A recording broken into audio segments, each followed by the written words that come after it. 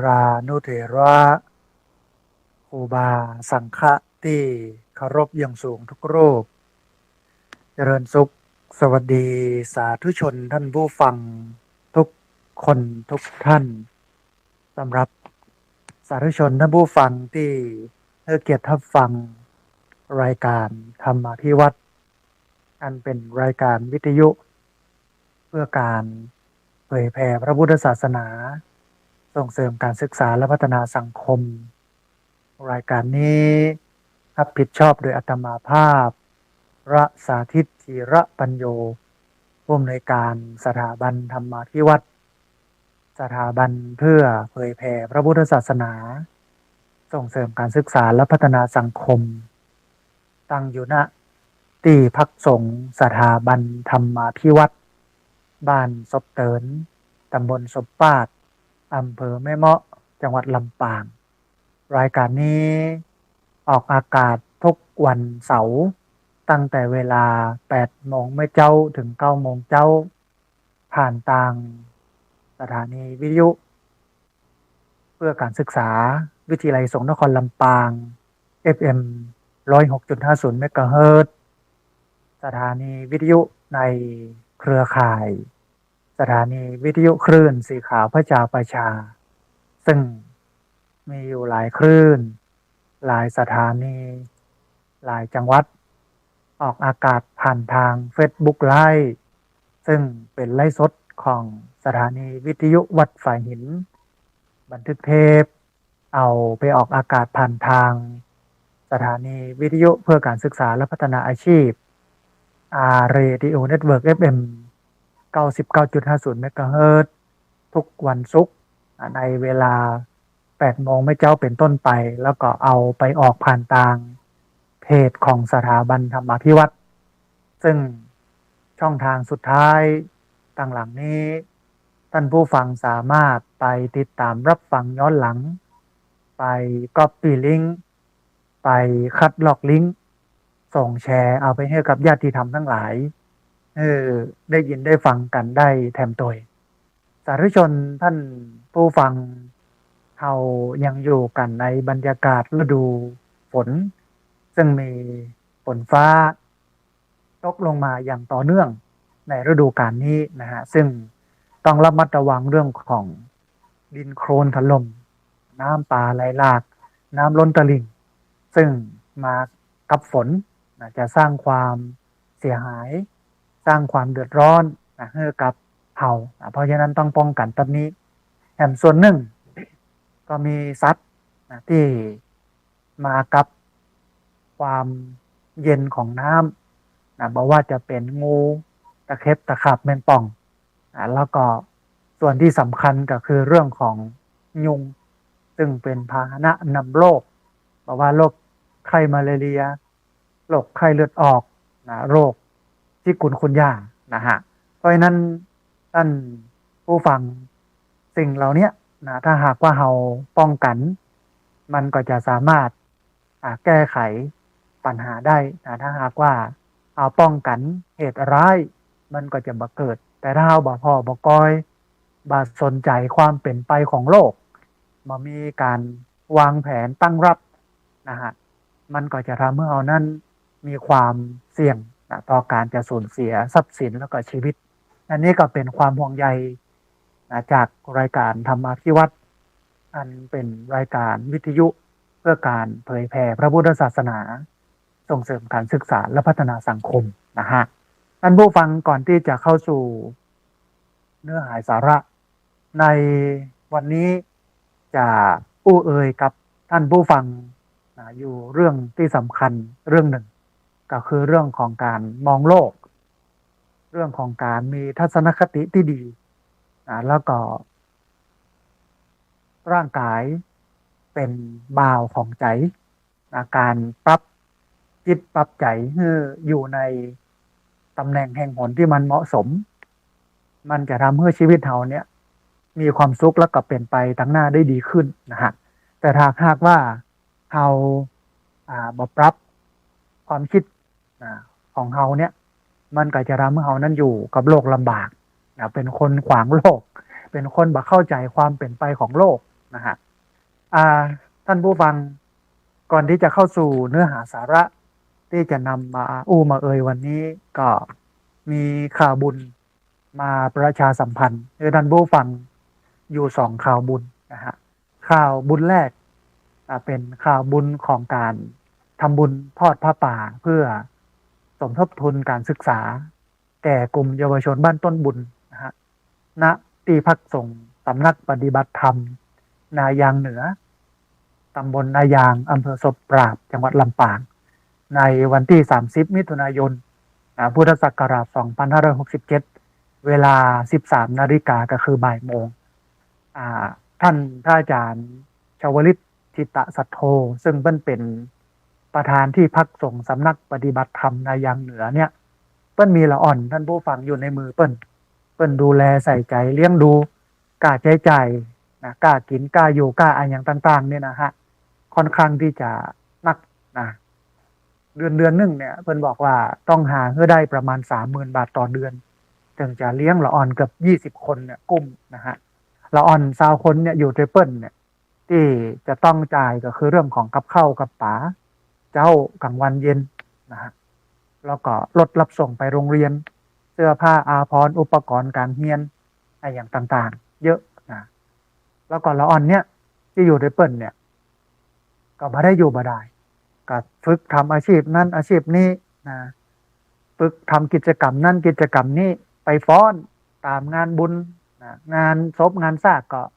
ไปช่วยเปิ้นเสิร์ฟน้ำทำกับข้าวนะอันนี้ก็เป็นการปลูกฝังให้ละอ่อนเนี่ยมีจิตสำนึกในเรื่องของการไฟดีไฟในการทำความดีเพราะฉะนั้นท่านผู้ฟังอยากจะเชิญชวนท่านผู้ฟังได้มาร่วมทำบุญทอดพระป่าสามัคคีกองทุนเพื่อการศึกษาแก่กลุ่มเยาวชนบ้านต้นบุญนะฮะณที่พักสงฆ์สำนักปฏิบัติธรรมนายางเหนือในวันที่30มิถุนายนพุทธศักราช2567เวลาบ่ายโมงก็เจริญพรท่านผู้ฟังได้ไปร่วมบุญกันได้ไปออกโรงทานตัวสำหรับท่านผู้ฟังท่านใดที่สะดวก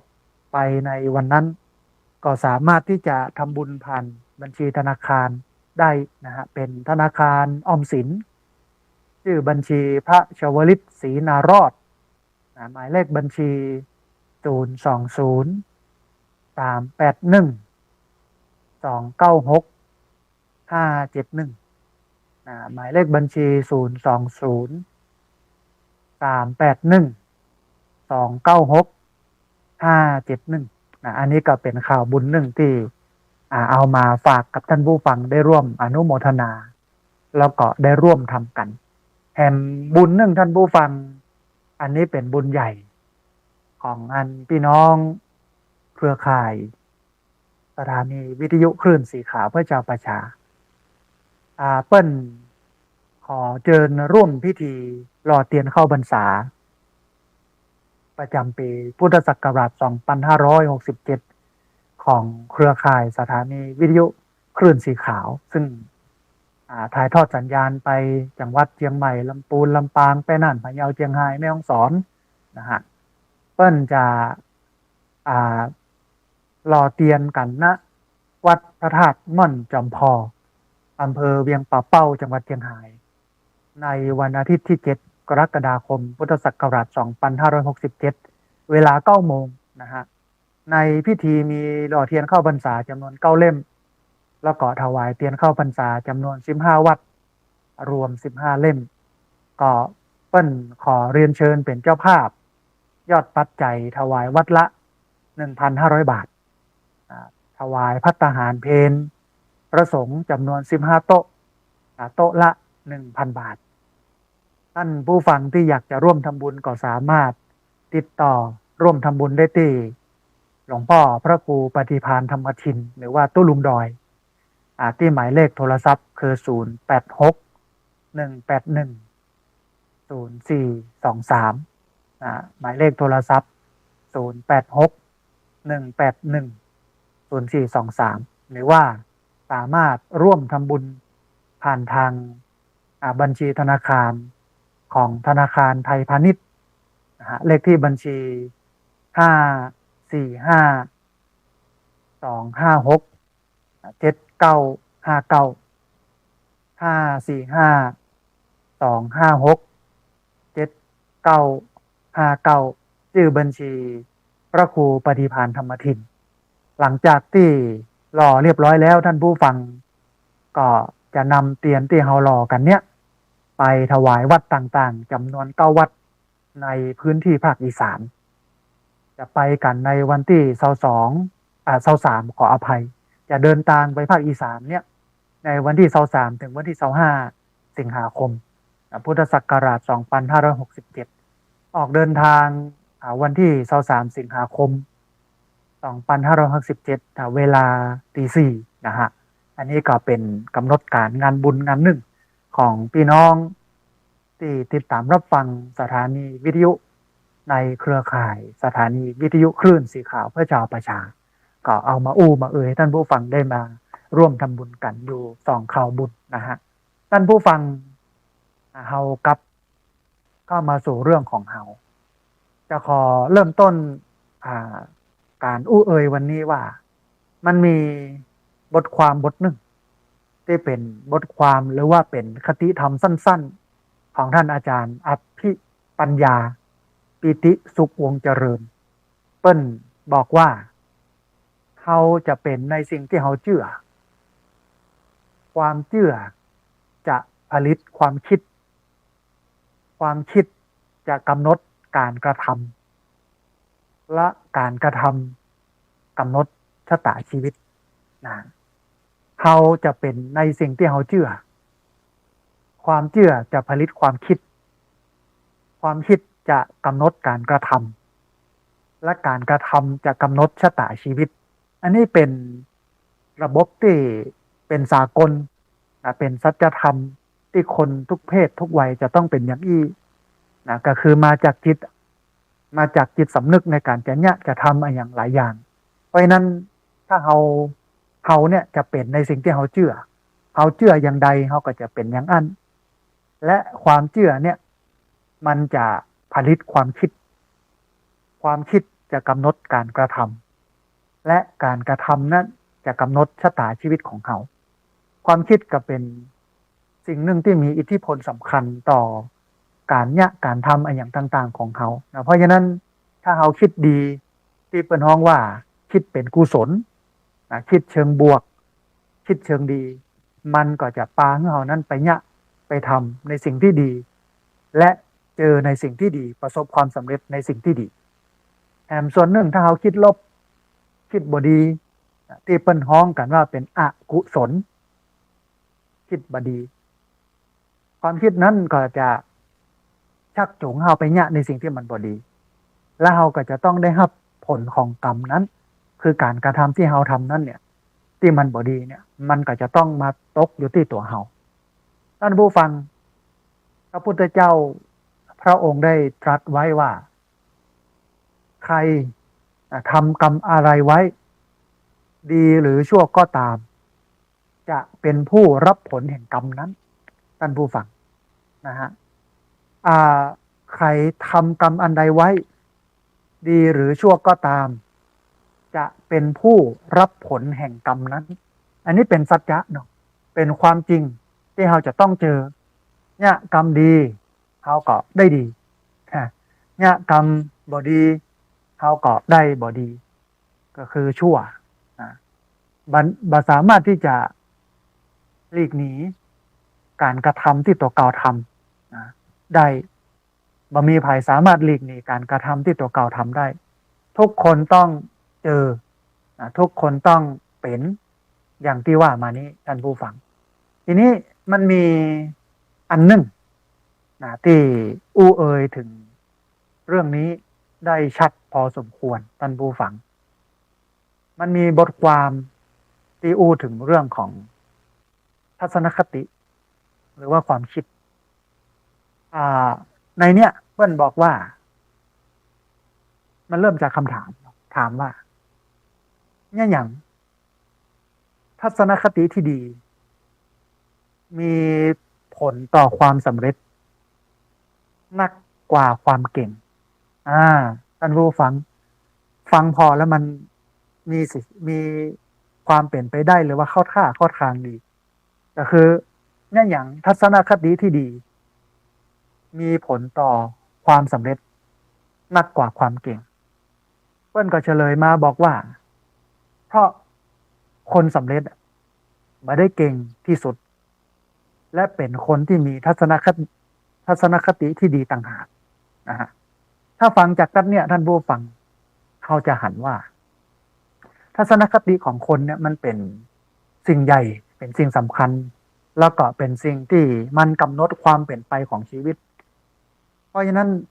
จะให้ดีเนี่ยเราจำเป็นอย่างยิ่งที่จะต้องฝึกตัวเรานี่ให้เป็นคนที่มีทัศนคติที่ดีเป็นคนที่คิดเก่งนะฮะให้มันกู้กันเป็นความเก่งแล้วก็ทัศนคติที่ดีอ่ามันมีงานวิจัยท่านผู้ฟังงานวิจัยที่มันโดดเด่นที่มันสนับสนุนแนวความคิดนี้คือการศึกษาของสแตนฟอร์ดเนี่ยเป็นมหาวิทยาลัยชั้นนำของประเทศสหรัฐอเมริกาซึ่งเปิ้ลติดตามความก้าวหน้าของนักเรียนกว่า600 คนตลอดช่วงเวลา20 ปีผลการศึกษาเนี่ยเปิ้ลปะว่าคนที่ประสบความสำเร็จอย่างสูงในชีวิตการทำงานนั้นเนี่ยบ่ได้เป็นผู้ที่มี IQ หรือว่ามีความคิดสูงแต่กลับกลายเป็นคนที่มีทัศนคติเชิงบวกเป็นคนที่มีความมุ่งมั่นแล้วก็มีแรงบันดาลใจสูงนักกว่าคนอื่นๆคนที่ประสบความสำเร็จเนี่ยเพิ่นจะมีอยู่3 อย่าง 4 อย่างก็คือ1อันดับแรกที่จะต้องมีก็คือมีทัศนคติเชิงบวกมองโลกในแง่ดีถ้าเป็นพุทธเฮาเนี่ยก็ต้องบอกว่าต้องมองโลกตามความเป็นจริงเหมือนที่พระพุทธเจ้าได้ตรัสไว้ว่ายะถาภูตะญาณทัสสนะมองโลกในแง่บวกหรือว่ามองโลกตามความเป็นจริงมองเมื่อหันตามความเป็นจริงซึ่งวันนี้เฮามองโลกเฮาบ่ได้หันความเป็นจริงเพราะเฮามองโลกอยากจะให้โลกเป็นไปตามความคิดของเขาแต่ท่านผู้ฟังเขามองโลกเนี่ยอยากจะให้โลกเป็นไปตามความคิดของเขาแต่โลกมันก็เป็นของมันอย่างนั้นตกอยู่ในกฎของสัจธรรมก็คือเกิดขึ้นตั้งอยู่แล้วก็ดับไปคือมันเป็นอย่างนั้นมันเป็นอย่างนั้นแต่ถ้าหากว่าเรามองโลกตามความเป็นจริงที่ภาษาบาลีเป็นฮ้องว่ายะถาภูตะญาณทัสสนะเนี่ยเขาก็จะหันความจริงของโลกนะฮะคนที่เปิ้ลเป็นคนเก่งคนที่เปิ้ลเป็นคนประสบความสำเร็จเนี่ยเปิ้ลจะมองโลกในเชิงบวกไม่ได้มองโลกในเชิงลบไม่ได้มองโลกในแง่ลบแต่ว่ามองโลกในเชิงบวกแถมอันหนึ่งนอกจากการมองโลกในเชิงบวกแล้วคนที่เปิ้ลประสบความสำเร็จเนี่ยจะต้องมีความมุ่งมั่นท่านผู้ฟังในความมุ่งมั่นเนี่ยมันก็จะมีความอุตสาหะเนาะที่เฮาฮ้องกันเป็นกู้วิริยะกับอุตสาหะมีความเพียรความพยายามบวกความอดทนไปตัวความอดทนไปตัวบวกความมุ่งมั่นตั้งใจบ่ท้อถอยไปตัวถ้าหลักการนี้เนี่ยเราจะเอามาใช้เนี่ยก็คือหลักของฉันทะวิริยะจิตตะวิมังสาที่เราฮ้องกันว่าธรรมะที่นำไปสู่ความสำเร็จใครประสบความสำเร็จใครมีความสำเร็จต้องเอาหลักธรรมนี้ไปปฏิบัติกันหนึ่งคือมีฉันทะมีความพอใจมีความฮักที่จะทำมีความพอใจที่จะทำอันนี้คือมีฉันทะมีวิริยะคือมีความเพียรความพยายามความอดทนมีจิตตะความตั้งใจมั่นมีจิตใจจดจ่อแน่วแน่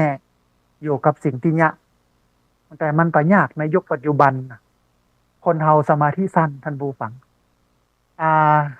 หลายวันก่อนเนี่ยเห็นศาสนาคริสต์นี่มันนิกายโรมันคาทอลิก รู้สึกว่าจะเป็นพระของคริสต์ระดับสูงเปิ้นก็บอกว่าต่อไปนี้นักบวชคริสต์บ่ต้องเตะเมินบ่เกิน15 นาทีเปิ้นคงจะรู้ว่าคนณปัจจุบันวันนี้สมาธิสั้นเพราะว่ามันมีเหตุมีปัจจัยในการดึงจิตของเขาขึ้นไหลไปตามเรื่องราวตามสถานการณ์มันก็เลยทำให้ใจบ่ค่อยมั่นใจบ่ค่อยนิ่งนะฮะอันนี้คือจิตตะท้ายที่สุดก็คือวิมังสาท่านผู้ฟังวิมังสานี่แปลว่าการคิดการพิจารณาการตรวจสอบการทบทวนรวมกันในเนี้ยวิมังสาเนี่ยมีการพิจารณามีการตรวจสอบแล้วก็มีการวิเคราะห์พิจารณาอันนี้คือวิมังสาแปลว่าเฝ้าคอยตรวจตาก็รวมอยู่ในความมุ่งมั่นนี้นะครับแล้วก็แถมอันนึงคนประสบความสำเร็จจะต้องมีก็คือต้องมีแรงบันดาลใจสูงนักกว่าคนอื่นท่านผู้ฟังในความมีแรงบันดาลใจสูงนักกว่าคนอื่นเนี่ยมันก็เป็นตัวชี้วัดอันหนึ่งของคนที่ประสบความสำเร็จคือถ้ามีแรงบันดาลใจน้อยเนี่ยมันก็บ่มีพลังมันไม่มีความทะยานอยากในการไปเนี่ยอย่างให้มันสำเร็จแต่ถ้ามีความมีการมีแรงบันดาลใจนักเนี่ยมันจะทำให้มีความมุ่งมั่นสูงแต่เนี่ยจะทำอย่างก็ประสบความสำเร็จได้ง่ายนะฮะทีนี้ท่านผู้ฟังสรุปตัดนีต่อที่อูเนี่ยแท้ที่จริงแล้วความสำเร็จเนี่ยมันเป็นเพียงองค์ประกอบน้อยๆของความสำเร็จความเก่งเนี่ยเป็นเพียงองค์ประกอบน้อยๆของความสำเร็จแต่ในขณะที่ทัศนคติเนี่ยมีบทบาทสำคัญนักกว่าความเก่งเพราะฉะนั้นวันนี้เนี่ยคนที่เปิ้ลประสบความสำเร็จเนี่ยบัดจำเพาะว่าจะเป็นคนที่มีฝีมือหรือว่าเก่งอย่างเดียวซึ่งความเก่งเนี่ยมันเป็นเพียงองค์ประกอบน้อยๆของความสำเร็จแต่ว่าทัศนคตินี่ต่างหากท่านผู้ฟังกำกึดเนี่ยต่างหากมันมีบทบาทสำคัญนักกว่าความเก่งเพราะว่าเปิ้ลพิสูจน์กันมาแล้ว600 กว่าคนใช้เวลาในการพิสูจน์20 ปีของมหาวิทยาลัยสแตนฟอร์ดประเทศสหรัฐอเมริกาคนที่มีทัศนคติดีเนี่ยประสบความสำเร็จนักกว่าคนที่เก่งและเปิ้ลสรุปออกมาว่าความเก่งเป็นเพียงองค์ประกอบน้อยๆของความสำเร็จในขณะที่ทัศนคติเนี่ยมีบทบาทสำคัญนักกว่ามันเป็นอย่างไรท่านผู้ฟังก็จะมีอยู่ประมาณสัก 3-4 ข้อในการให้คำอธิบายเรื่องนี้นะฮะข้อแรกเพิ่นบอกว่าทัศนคติเนี่ยกำหนดการมองโลกทัศนคติเนี่ยกำหนดการมองโลกเขามีทัศนคติอย่างใดเขาก็จะมองโลกอย่างนั้นมีทัศนคติที่ดีก็มองโลกในแง่ดีทัศนคติบ่ค่อยดีก็มองโลกในแง่ร้ายบางครั้งบางทีบ่หันความเป็นจริงบ่หันความเป็นไปของโลกก็ได้นะฮะทีนี้ท่านผู้ฟังเมื่อเขามีทัศนคติดีเขาจะมองเห็นโอกาสแล้วก็แนวทางใหม่ๆแต่หากมีทัศนคติเชิงลบจะมองบ่หันโอกาสที่มันเกิดขึ้นในรอบตัวเรา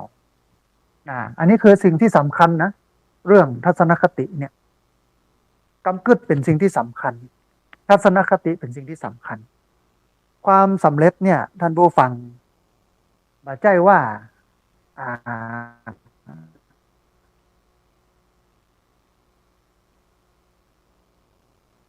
จะเร็วแล้วมันจะประสบความสำเร็จประเด็นบ่ใจอยู่ที่ความเร็วในการลงมือทำว่าจ้าว่าเร็วเนี่ยถ้ามีทัศนคติที่ดีเนี่ยมันก็จะนำไปสู่ความสำเร็จแต่ถ้าทัศนคติบ่ดีเนี่ยมันก็จะไม่นำไปสู่ความสำเร็จนำไปสู่ความล้มเหลวนำไปสู่การเป็นห้องว่าไม่ประสบความสำเร็จเพราะฉะนั้นเรื่องนี้มันก็เป็นเรื่องที่สำคัญ ทัศนคติที่ดีเนี่ยมันส่งผลให้เกิดความประสบความสำเร็จในการทำงานในการใช้ชีวิตในการดำเนินชีวิตหลายเรื่อง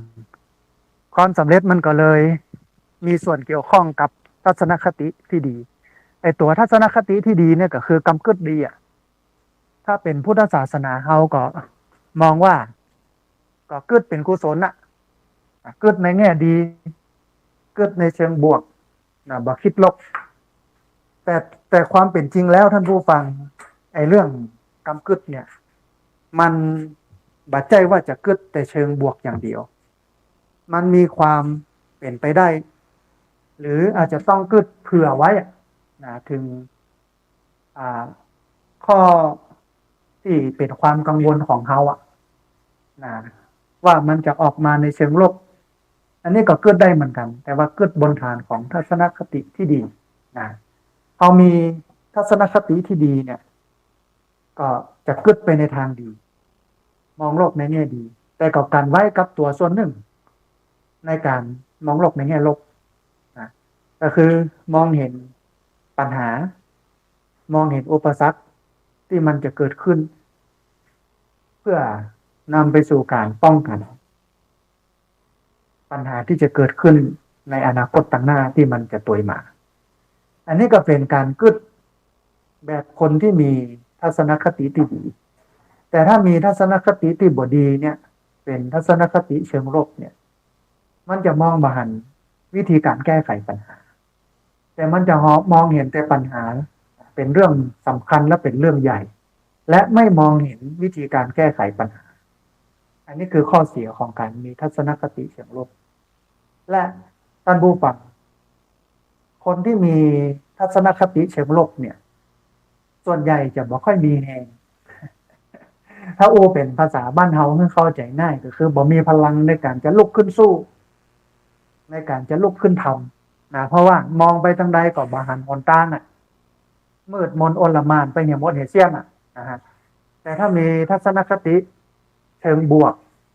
มองโลกในแง่ดีเนี่ยมันก็จะเห็นทางออกไม่ใช่มองแต่เห็นปัญหาอย่างเดียว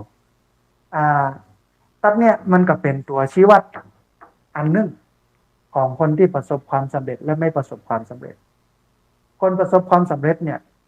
ถึงแม้ว่าเปิ้ลจะล้มถึงแม้เปิ้ลจะบ่ทำในสิ่งที่เปิ้ลทำอยู่ในสิ่งที่เปิ้ลตั้งใจเมื่อมันสำเร็จได้ในคราวเดียวเปิ้ลก็จะค่อยๆทำไปเรื่อยๆจนกว่ามันประสบความสำเร็จหมายความว่าเปิ้ลบ่ยั้งเปิ้ลบ่หยุดแต่ว่าคนที่มีทัศนคติเชิงลบเนี่ยเมื่อเจอปัญหาครั้งเดียวก็จะล้มเลิกเลยก็จะมาทำเพราะว่าไม่สามารถที่จะมองเห็นข้อดีของการท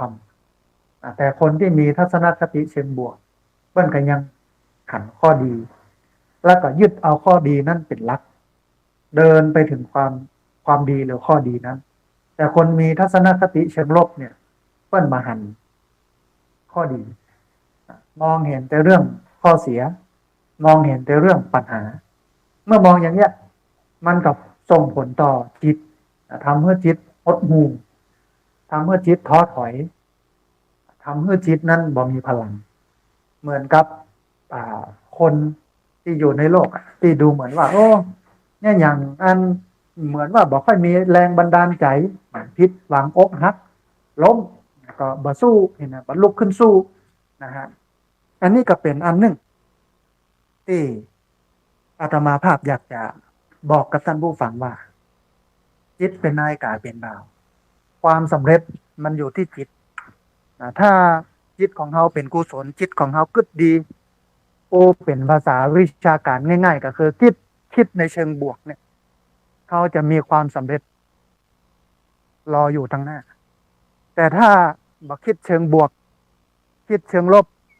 คิดในแง่บดีเรื่อยๆเรื่อยๆเรื่อยๆสะสมในจิตใจล่าตำล่านี่ท่านผู้ฟังก็จะเป็นคนที่เป็นโรคซึมเศร้าบ่ประสบความสำเร็จบ่กล้าเนี่ยบ่กล้าทำอะไรอย่างเพราะว่ากลัวบ่สำเร็จอันนี้ก็เป็นข้อเสียของการมองโลกในแง่ลบแต่บ่ได้หมายความว่าบ่ฮื้อญาติโยมกึศในเชิงลบ แต่ทีนี้เวลาเรามองโลกแล้วกึดในเชิงลบเนี่ยต้องกึดในเชิงป้องกันนะว่ามันจะเกิดขึ้นแล้วจะป้องกันอย่างไรจะแก้ไขอย่างไรเพื่อให้สิ่งที่เราคาดการไว้ถ้ามันเกิดขึ้นแล้วจะสามารถป้องกันแก้ไขปัญหาที่จะเกิดขึ้นได้นะอันนี้คือข้อแรกนะฮะข้อที่สองท่านผู้ฟังเพิ่นบอกว่าทัศนคติเนี่ยเป็นแรงขับเคลื่อนพลังงานเมื่อมีทัศนคติเชิงบวกจะมีพลังผลักดันให้มุ่งมั่นแล้วก็อดทนต่อปัญหาอุปสรรคต่างๆมันเป็นพลังงานที่สำคัญและมันสั่งสมไว้ในใจถ้าเรามีทัศนคติเชิงบวกมองโลกในแง่ดีมองโลกตามความเป็นจริงเขาก็จะมีพลังผลักดันมุ่งมั่นแล้วก็อดทนต่อปัญหาและอุปสรรคต่างๆแน่นอนว่าในการเดินทางไปสู่ความสำเร็จเนี่ยมันมีตึงปัญหามันมีตึงอุปสรรคมันมีตึงหั่นตึงนี่เข้ามาเยอะแยะมากมายแต่ถ้าหากว่าเขามีทัศนคติเชิงบวกเขาจะผ่านปัญหาเขาจะผ่านอุปสรรคเขาจะผ่านเรื่องราวที่มันเป็นสิ่งเลวร้ายได้ด้วยความอดทนต่อปัญหาและอุปสรรคต่างๆมีละอ่อนคนหนึ่งท่านบูฟังเป็นลูกศิษย์แล้วก็ไปญะการเขาก็จมตอนแรกวุ่นวายหลายเรื่องโน้นนี่นั่นอะไรอย่างต่างๆนี่เนาะอาตมาภาพก็อู้คำเดียวว่าอดทนถ้าทนบ่ได้ก็จะเป็นแค่ทานทานได้ก็จะเป็นเพชรเพราะทานกับเพชรเนี่ยมาจากธาตุเดียวกันก็คือคาร์บอนทานมันผ่านการเผามันผ่านความร้อนหน่อยส่วนเพชรมันผ่านการเผามันผ่านความร้อนสูงคาร์บอนเหมือนกันนะผ่านความร้อนผ่านการเผาน้อยก็เป็นถ่านแต่คาร์บอนแถมอันหนึ่งเนี่ยผ่านการเผาผ่านความร้อนนักก็เป็นเพชรนะเพราะฉะนั้นท่านผู้ฟังทัศนคติเชิงบวกเนี่ยมันเป็นแรงขับเคลื่อนพลังงานเมื่อเรามีทัศนคติเชิงบวกจะมีพลังผลักดันให้มุ่งมั่นแล้วก็อดทนต่อปัญหาและอุปสรรคต่างๆยิ่งยุคนี้ท่านผู้ฟังต้องมีความอดทนสูงมากต่อความเปลี่ยนแปลงของโลกโดยเฉพาะราคาวันนี้เดินทางไปเชียงใหม่ไปประชุมที่มหาวิทยาลัยเชียงใหม่ก็เติมน้ำมันไป 1,000 บาทปกติเนี่ยเติมน้ำมัน 1,000 บาทนี่เกือบจะเต็มถังแล้วลูกแต่ว่าเอาไปเอามาก็ได้เกินถัง ครึ่งถังนะมันหายไป 40%จากราคาน้ำมันที่มันพุ่งสูงขึ้นแต่คืนนี้ก็ขึ้นนะฮะกับเบนซินเนี่ย38 บาทดีเซล33 36ประมาณนั้นดีเซล33 กว่าบาทแล้วก็หมูจีนหมูพัดหมูไข่หมูเครื่องปรุงกะปิน้ำปลาน้ำมันพืชซอสขึ้นราคาตัวกันเป็นแถวนะฮะมันต้องใช้ความอดทนแล้วก็ใช้ทัศนคติเชิงบวกในการมองโลกในการดำเนินชีวิตนะฮะอันนี้ก็คือข้อที่สองข้อที่สามท่านผู้ฟังเพิ่นบอกว่าทัศนคติมันสร้างแรงดึงดูดคนอื่นเมื่อเขาเป็นคนที่มีทัศนคติดีเขาจะได้รับการสนับสนุน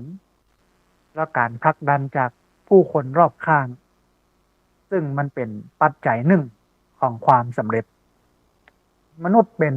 สัตว์สังคมท่านผู้ฟังการจะประสบความสำเร็จได้เนี่ยมันต้องมีคนค้ำคนจูลูกคนทำงานทั่วไปเนี่ยอาตมาภาพก็บอกว่าหลักสูตรในการทำงานเพื่อประสบความสำเร็จของคนทั่วไปก็คือเจ้านายดึงลูกน้องดันคนเสมอกันประคับประคองถ้าทำได้อย่างอี้เนี่ยเจริญก้าวหน้าในการทำงานแน่นอนเจ้านายก็ดึงลูกน้องที่อยู่ตั้งลุ่มก็ดันคนเสมอกันก็ประคับประคองบ่ให้ล้มอย่ามันไปได้ดีด้วยมันไปได้ไกลแต่ว่าสังคมเนี่ยมันบ่ได้เป็นอย่างนั้นนะท่านผู้ฟังสังคมมันบ่ได้เป็นอย่างนั้น เจ้านายส่วนใหญ่ก็จะกดนะลูกน้องก็จะดึง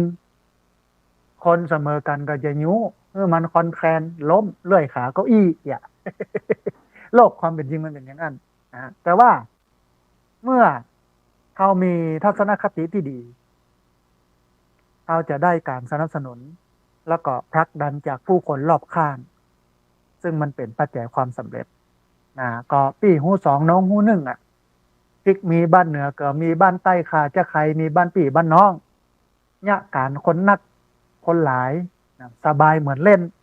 เป็นว่าอย่างนั้นนะเนี่ยการคนนักคนหลายสบายเหมือนเล่นแต่ว่าจะต้องแบ่งบทบาทหน้าที่ให้ดีมันก็จะเซตเร็วมันง่ายมันเร็วเพราะว่าคนมันนักเนี่ยการคนน้อยมันก็จะมองว่างานมันนักนะฮะอันนี้คือทัศนคติที่ดีแล้วมันเป็นแรงดึงดูดเขาคบคนอย่างใดเขาก็จะเป็นอย่างนั้นอ่าอยู่กับคนอย่างใดก็จะเป็นอย่างนั้นคิดอย่างใดก็จะเป็นอย่างนั้นคนรอบข้างของเขาเนี่ยมันก็เป็นไปตามความคิดนะมันก็เป็นไปตามทัศนคติมันก็เป็นไปตามความเชื่อของเขาคือเขาเป็นคนอย่างใดเขาก็จะดึงดูดคนอย่างอั้นเข้ามาอย่างอีกก็แล้วกันท่านผู้ฟังถ้าเป็นคนที่กึศในเชิงบวกกึศเชิงดี คนที่จะเข้ามาหาเราก็จะเป็นคนประเภทนั้น แต่ถ้ามองโลกในแง่ลบมองโลกในแง่บดีอันยังก็บ่ลุกอันยังก็บ่แล้วอันยังก็บ่เซ็ตอันยังก็แย่อันยังก็บดีอีนะเขาก็จะดึงดูดคนบดีคนแย่เข้ามาเหมือนกันนะฮะอันนี้คือข้อที่สามทัศนคติมันสร้างแรงดึงดูดคนอื่น เมื่อเราเป็นคนที่มีทัศนคติดีเนี่ยเราจะได้รับการสนับสนุน แล้วก็ผลักดันจากผู้คนรอบข้าง ซึ่งเป็นปัจจัยสำคัญของความสำเร็จนะช่วยกันค้ำช่วยกันจูนะช่วยกันคนละไม้ละมือ ข้อสุดท้ายท่านผู้ฟังเพิ่นบอกว่า ทัศนคติเชิงบวกมันทำให้สุขภาพจิตดี ซึ่งมันจะส่งผลให้มีสมาธิ ส่งผลให้มีพลังงาน แล้วก็สามารถจัดการกับความเครียดได้ดีกว่านะฮะถ้าเรามีทัศนคติเชิงบวก แน่นอนว่าเรามองโลกในแง่ดีหรอนะเอาความดีของคนมาเป็นตัวตั้งนะเอาดีกับดีมาเปาะกันนะฮะมันก็จะทำให้เรานั้นมีสุขภาพจิตที่ดีไปตัวแล้วก็จะส่งผลให้เรานั้นมีสมาธิ การดำเนินชีวิตในวันนี้ท่านผู้ฟังคนที่บ่มีสมาธินี่อยู่ยากเนอะเพราะแรงกดดันแรงเสียดทานมันนักต้องมีสมาธิต้องมีพลังงานแล้วก็เขาจะสามารถจัดการกับความเครียดได้ทีนี้ท่านผู้ฟังเมื่อเขามองย้อนไปแล้วเนี่ยเขาจะหันคนที่ประสบความสำเร็จสูงสุดในโลกบอกว่าจะเป็นสตีฟ จ็อบส์ซึ่งเปิ้ลผลิตโทรศัพท์บริษัท Apple โทรศัพท์การเครื่องใช้ไม้สอยทางเทคโนโลยีของบริษัท Apple สตีฟ จ็อบส์เขาจะหันเนสัน เมเดราแล้วก็แฮมหลายคนหมู่เขาเหล่านี้ท่านผู้ฟังบ่ได้มีความเก่งเป็นพิเศษนะบ่ได้เป็นคนเก่งเป็นพิเศษนะฮะแต่สิ่งที่เนี่ยหมู่เขาประสบความสำเร็จคือทัศนคติที่ยอดเยี่ยมอันนี้อันแรกสองความมุ่งมั่นอันที่สองสามการมายอมแพ้ต่ออุปสรรคต่างๆนะฮะเพราะฉะนั้นนั่นผู้ฟังตัดมีเนี่ยก็สามารถที่จะสรุปได้ว่าในขณะที่ความเก่งเป็นสิ่งสำคัญแต่ทัศนคติเนี่ยมันสำคัญกว่าแล้วก็นำไปสู่ความสำเร็จในทุกด้านคนที่มีทัศนคติเชิงบวกมีความมั่นใจมีความกระตือรือร้นแล้วก็แรงบันดาลใจที่มันสูงที่มันมักจะก้าวข้ามผู้ที่มีความฉลาดแต่ขาดทัศนคติที่ดีถึงวันนี้เรามีคนฉลาดเรามีคนเก่งแต่คนฉลาดคนเก่งเหล่านั้นเนี่ยส่วนใหญ่จะเป็นคนที่มีทัศนคติที่ไม่ดีนะฮะ ทีนี้เมื่อเฮาเมื่อเฮาเมื่อหมู่เขามีทัศนคติที่ดีแล้วเขาจะรู้จักใช้ประโยชน์จากความสามารถอย่างเต็มที่พอกอยหันโอกาสและก็หาทางออกใหม่ๆรวมทั้งได้รับการสนับสนุนจากผู้คนรอบข้างด้วยเหตุนี้เนี่ยท่านผู้ฟัง ขออภัย ทัศนคติที่ถูกต้องเนี่ยจึงเป็นพื้นฐานสำคัญของความสำเร็จทุกประการไปเร็วไม่ได้เป็นสิ่งที่การันตีว่าคุณจะไปถึงเป้าหมายแต่ว่าทิศทางที่มันถูกต้องต่างหากมันจะนำไปสู่เป้าหมาย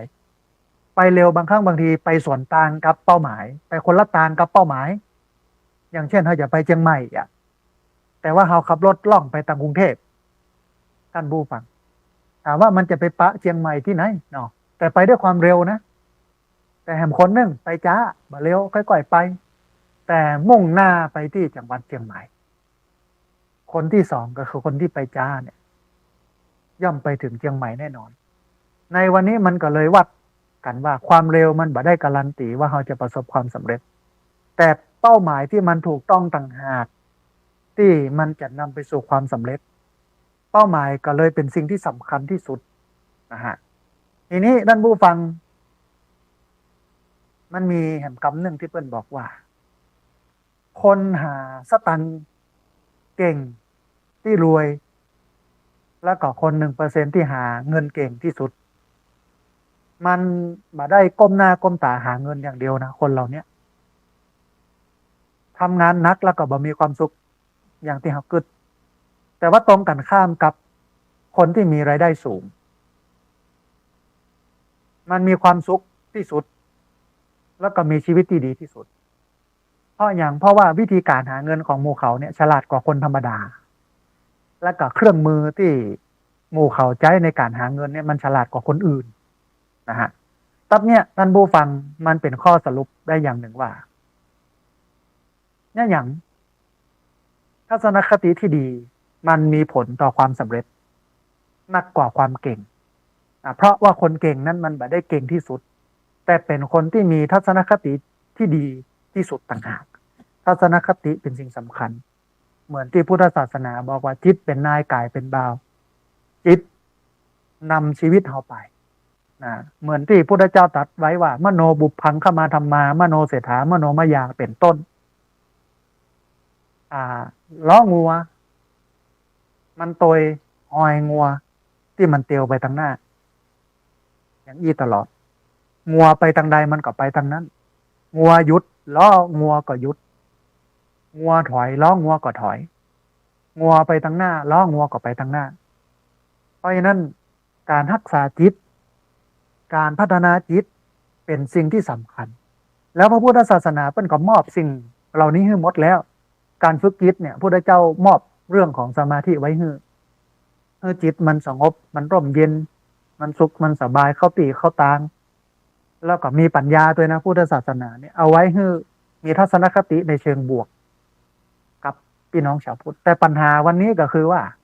ชาวพุทธเราเองบอกค่อยสนใจเรื่องโมนี้ไปสนใจเรื่องบ้าบอคอแตกเรื่องอิทธิฤทธิปาฏิหาริย์ดลบันดาลปูนซึ่งมันเป็นเรื่องเพ้อฝันมันเป็นจริงไม่ได้คือตะวานี่ก็อู้กับคนขับรถตอนที่ลูกเชียงใหม่มาก็อู้กันในรถก็บอกว่าถ้าไปขอแล้วมันได้แต่นี่นะมันก็คงบ่มีครัวบ่มีที่เก็บครัวของคนในโลกเนี้ยธรรมาภาพก็เลยอู้กำกรไปบอกว่าเมื่อเราได้ทุกอย่างดังที่คิดสิ้นชีวิตจะเอาของกองไว้ไหนจะได้บ้างเสียบ้างช่างปะไรกรรมของใครก็ของมันเท่านั้นเองเพราะฉะนั้นต้องมุ่งมั่นฮะพุทธศาสนาเป็นศาสนาของการลงมือทำหรอกเป็นเรื่องของการเอาแต้มอย่าเอาเล่นเป็นเรื่องของการต้องใจเหื่อใจใครใจกำลังเข้าไปแลกไม่ใช่ว่านั่งอยู่บ่ได้แล้วมึงจะขอเปิ้นจะร่ำรวยมั่งคั่งไม่มีครับพุทธศาสนาบ่มีอย่างนี้เป็นศาสนาของกรรมวาทีที่ต้องใช้การกระทำเป็นศาสนาของวิริยะวาทีต้องอาศัยความเพียรเป็นศาสนาที่มุ่งตรงในเรื่องของอัตหิอัตโนนาโถตนแลเป็นที่พึ่งของตนไปเปิ้งเทวดาไปเปิ้งเทพเปิ้งพรหมยมยักษ์เปิ้งพระพุทธรูปเปิ้งบ่ได้ครับ ไม่มีจริงนะเป็นเรื่องหลอกลวงนะฮะแต่ถ้าเราเปิ้งตัวเก่าเนี่ยความสำเร็จหรือความสุขจะเจอแน่นอนนะฮะเอาละท่านผู้ฟังขณะนี้ท่านผู้ฟังกำลังติดตามรับฟังรายการธรรมที่วัดอันเป็นรายการวิทยุเพื่อการเผยแผ่พระพุทธศาสนาส่งเสริมการศึกษาและพัฒนาสังคมรายการนี้รับผิดชอบโดยอาตมาภาพพระสาธิตธีระปัญโยผู้อำนวยการสถาบันธรรมาภิวัตรสถาบันเพื่อเผยแผ่พระพุทธศาสนาส่งเสริมการศึกษาและพัฒนาสังคมตั้งอยู่ณที่พักสงฆ์สถาบันธรรมาภิวัตรบ้านศพเตินตำบลศพปาดอำเภอแม่เมาะจังหวัดลำปางรายการนี้ออกอากาศทุกวันเสาร์ตั้งแต่เวลา 8 โมงถึง 9 โมงไม่เจ้าเป็นต้นไปผ่านทางสถานีวิทยุเพื่อการศึกษาวิทยาลัยสงฆ์นครลำปาง FM 106.50 เมกะเฮิรตซ์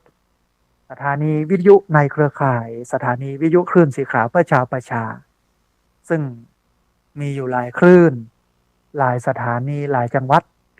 ออกอากาศผ่านทาง Facebook Live ซึ่งเป็นไลฟ์สดของสถานีวิทยุวัดฝายหินตลอดจนถึงบันทึกเทปเอาไปออกอากาศผ่านทางสถานีวิทยุเพื่อการศึกษาและพัฒนาอาชีพ Radio Network FM 99.50 เมกะเฮิรตซ์ทุกวันศุกร์ตั้งแต่เวลา 8 โมงไม่เจ้าเป็นต้นไปแล้วก็เอาไปออกในเพจของสถาบันธรรมาภิวัตรซึ่งในเพจของสถาบันธรรมาภิวัตรเนี่ยท่านผู้ฟังสามารถไปติดตามรับฟังย้อนหลังไปก๊อปปี้ลิงก์ไปคัดลอกลิงก์ส่งแชร์เอาไปให้กับญาติธรรมทั้งหลายได้ยินได้ฟังกันได้แถมตัวท่านผู้ฟังก่อนที่จะหมดเวลาเดี๋ยวขอทบทวนเรื่องของข่าวบุญ2ข่าวบุญที่เชิญชวนท่านผู้ฟังไปร่วมทำบุญกันก่อนนะฮะก่อนที่จะจบรายการเนาะก็วันพรุ่งนี้นะฮะในวันที่30มิถุนายนพุทธศักราช2567นะสำนักสงฆ์สำนักปฏิบัติธรรมนายางเหนือตำบลนายางอำเภอศพปราบจังหวัดลำปางเปิ้นขอเชิญท่านผู้ฟังได้ไปร่วมทำบุญทอดผ้าป่าสามัคคีกองทุนเพื่อการศึกษาแก่กลุ่มเยาวชนบ้านต้นบุญนะฮะเวลาบ่ายโมงท่านผู้ฟังก็ที่อยู่ใกล้แล้วก็ว่างเว้นจากภารกิจการงานหรือว่าจะอยู่ไกลก็ได้ถ้าใจเติงกันนะเนาะ ก็สามารถที่จะไปร่วมทำบุญกันได้ส่วนท่านใดที่ติดภารกิจการงานนะบ่มีเวลาไปก็สามารถทำบุญได้ที่ธนาคารออมสินชื่อบัญชีพระชวลิตศรีนารอดหมายเลขบัญชี020 381 296 571หมายเลขบัญชี020 381 296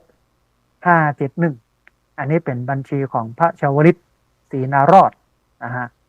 ก็เป็นบุญหนึ่งที่น่าทำเพราะพระอาจารย์บรรดูแลละอ่อนอยู่ตึง20 กว่าคนนะฮะแถมส่วนหนึ่งท่านผู้ฟังเป็นการทำบุญหล่อเตียนเข้าพรรษาเครือข่ายสถานีวิทยุคลื่นสีขาวเพื่อชาวประชาซึ่งเปิ้นออกอากาศทางสถานีวิทยุผ่านจังหวัดเชียงใหม่ลำพูนลำปางแป้น่านพะเยาเชียงรายแม่ฮ่องสอนเปิ้นกำหนดจัดพิธีหล่อเตียนเข้าพรรษาที่วัดพระธาตุม่อนจอมพออำเภอเวียงป่าเป้าจังหวัดเชียงรายในวันอาทิตย์ที่7 กรกฎาคมพุทธศักราช2567เวลา 9 โมงในงานมีพิธีหล่อเทียนเข้าพรรษาจำนวน9 เล่มแล้วก็ถวายเทียนเข้าพรรษาจำนวน15 วัด15 เล่มเปิ้นขอเรียนเชิญท่านผู้ฟังร่วมเป็นเจ้าภาพยอดปัจจัยถวายวัดละ 1,500 บาทนะฮะถวายภัตตาหารเพลพระสงฆ์จำนวน15 โต๊ะโต๊ะละ 1,000 บาทท่านผู้ฟังที่อยากจะร่วมทำบุญก็ขอเจริญพรเนอะวันอาทิตย์ที่7 กรกฎาคม2567เวลา 9 โมงที่วัดพระธาตุม่อนจอมทองอำเภอเวียงป่าเป้าจังหวัดเชียงรายส่วนท่านใดที่ติดภาระธุระก็สามารถติดต่อร่วมทำบุญได้ที่ด ลวงพ่อพระครูปฏิภาณธรรมทินหรือว่าตุ้ลุงดอยที่เฮาเคารพนับถือกันนะฮะสามารถโทรไปอู้เอ่ยรายละเอียดกับเปิ้ลได้ที่หมายเลข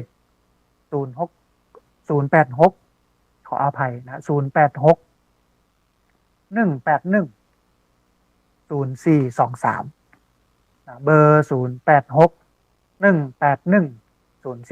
0423หรือสามารถร่วมทำบุญได้ที่ธนาคารไทยพาณิชย์เลขที่บัญชี545 256 7959นะฮะ545 256 7959ชื่อบัญชีพระครูปฏิภาณธรรมทินนะแล้วก็หลังจากที่เฮารอกันในวันที่7กรกฎาคมนี้แล้วเนี่ยก็จะนำไปถวายวัดต่างๆจำนวน9วัดในพื้นที่ภาคอีสานระหว่างวันที่23ถึง25สิงหาคม2567ออกเดินทางในวันที่23สิงหาคม2567เวลาตี 4นะฮะอันนี้ก็เป็นข่าวบุญที่เอามาประชาสัมพันธ์กันนะเอาละท่านผู้ฟัง วันนี้ต้องขออภัยกับท่านผู้ฟังที่บ่สามารถที่จะเปิดสายให้ท่านผู้ฟังที่ฟังอยู่ทางบ้านได้โทรเข้ามาร่วมมือร่วมเอ่ยกันได้เพราะว่าอ่างานประชาสัมพันธ์ข่าวบุญข่าวกุศลมันมีหลายนะฮะก็เดียววันอังคารวันเสาร์หน้า8โมงถึง9โมงเขาก็ปะกันใหม่แล้วก็วันอังคารตี5ถึง7โมงไม่เจ้าวันพฤหัสบดี2ทุ่มถึง3ทุ่มนะฮะวันนี้อาตมาภาพต้องเอารายการนี้จากลาท่านผู้ฟังทั้งหลายไปก่อนกราบขอบพระคุณครูบาอาจารย์พระเถรานุเถระครูบาสังฆะที่เคารพอย่างสูงทุกรูปอนุโมทนาบุญกับเจ้าของคลื่นเจ้าของสถานีที่รับสัญญาณเอาไปออกอากาศส่งกระจายเสียงอนุโมทนาบุญกับญาติโยมท่านผู้ฟังทุกคนทุกท่านแล้วก็ขออภัยกับญาติโยมที่ตั้งใจจะโทรเข้ามามาได้โทรเข้ามาสักกรรมนะฮะเดี๋ยววันหน้าก็โทรเข้ามากันใหม่วันนี้สัพพะพุทธานุภาเวนะด้วยเดชเดชะอนุภาพของพระพุทธเจ้าสัพพะธรรมานุภาเวนะด้วยเดชเดชะอนุภาพของพระธรรมเจ้าสัพพะสังฆานุภาเวนะด้วยเดชเดชะอนุภาพของพระสังฆเจ้าศรัทธาสุทธีพระวันตุเตขอความสุขความเจริญในธรรมจงบังเกิดมีแด่บรรดาศรัทธาสาธุชนทุกคนทุกท่านตลอดการเป็นนิจเทินจะเริญพร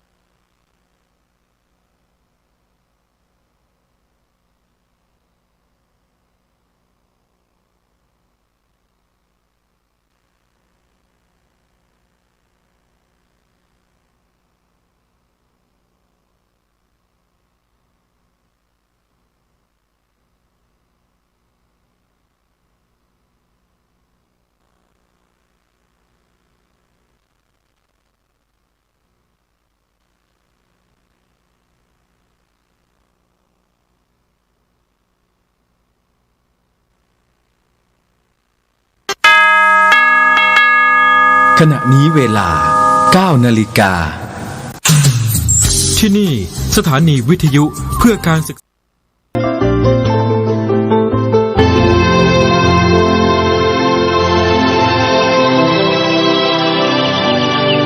วันนี้เป็นวันพระขอเรียนเชิญพุทธศาสนิกชนทุกท่าน